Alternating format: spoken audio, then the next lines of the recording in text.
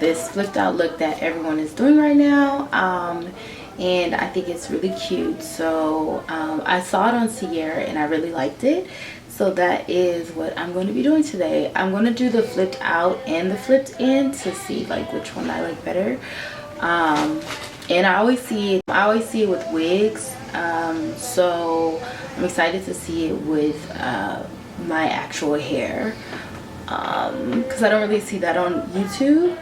So I'm gonna just wing it and see how it goes, and I'm gonna see how that goes, and hopefully it should look good. I don't see why not. I was having trouble in getting the part to get volume, but I'm just gonna try to tease it a little, and hopefully it will look okay.